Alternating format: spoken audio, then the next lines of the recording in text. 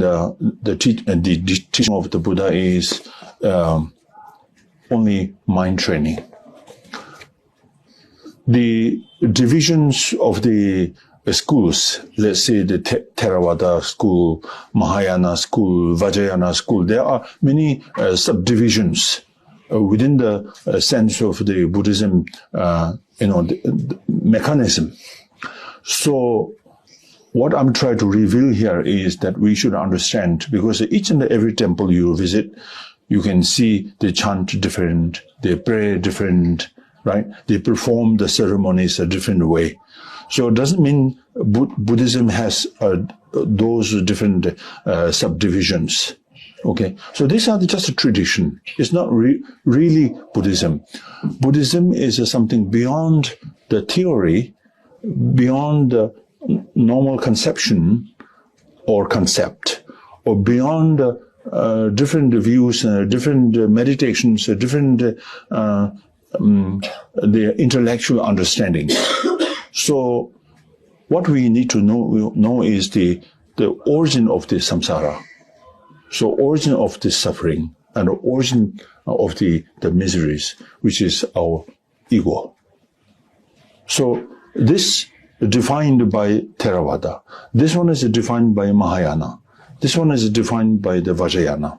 Methods, skills, antidotes are different, but the aim is one only. We all blame on the ego. We never blame on the individuals. We never blame on the disturbing minded or disturbing emotions. Just simply blame our underlying powerful egoistic attitude. Yeah. So ego is something always there. Because of the ego is the fundamental, source of all other sufferings, like all progressive suffering, suffering of the suffering, and the suffering of the change. This is very much a simple theory, described by the Buddhism. So chanting mantra is for dispelling ego.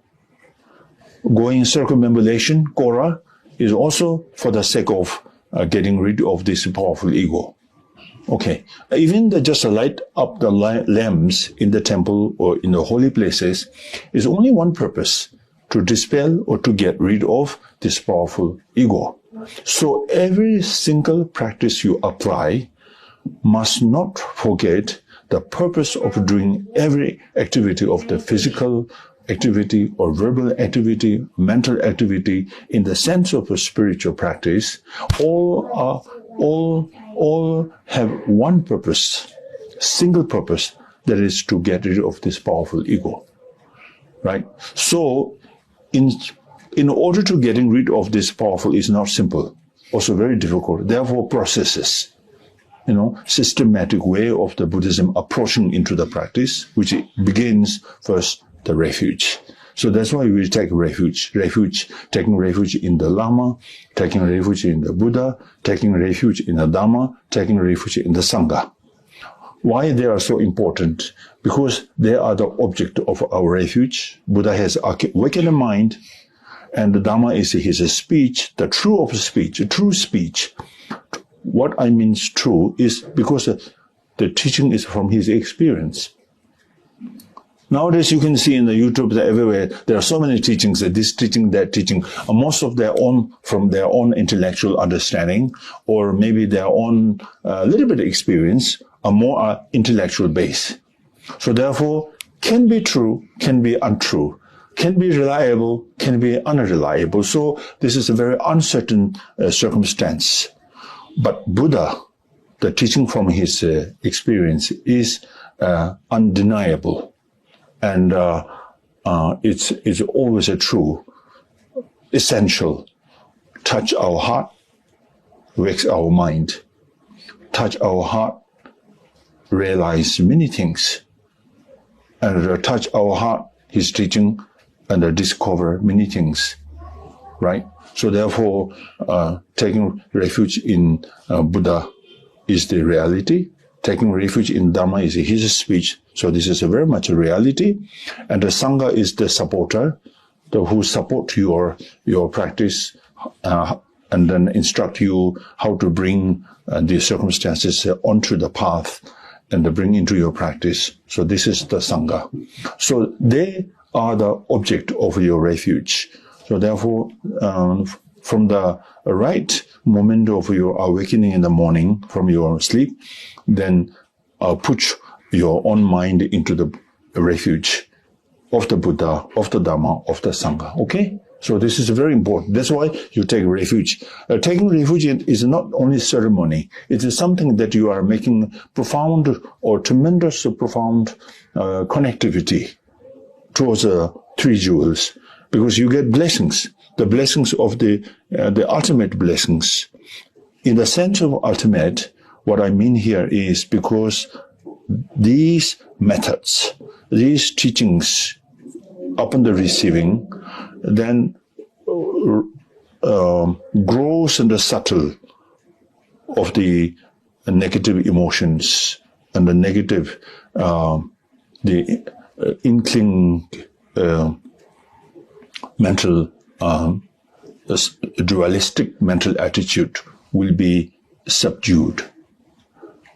Once subdued these powerful the dualistic mental attitude, then you have a capacity, or making available the capacity or reveal the capacity to generate compassion, loving kindness, all this so-called the virtuous action, the virtuous action of the body, speech, mind. Okay? So therefore, it's not only ceremony. Taking refuge is not only ceremony, but something rather than ceremony. You are making very much profound connected towards the reality object. So this is we call taking refuge ceremony. Not only this, do you believe, or do you say that's it, or is this enough? No. Then after that, your capacity of the mental attitude developing along with the path, along with the practice, then you are able to generate bodhicitta. The bodhicitta is the mind of enlightenment, right?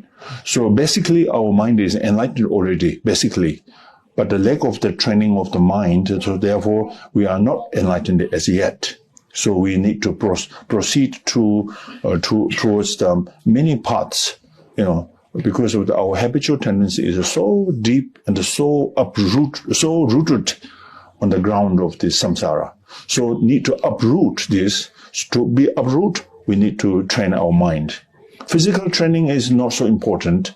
The verbal training is not so important, but mental training is more essential rather than the physical and the verbal training or the exercise. Okay? So therefore, generating bodhicitta is the second. Taking refuge is the first step. And then second important step is generating bodhicitta.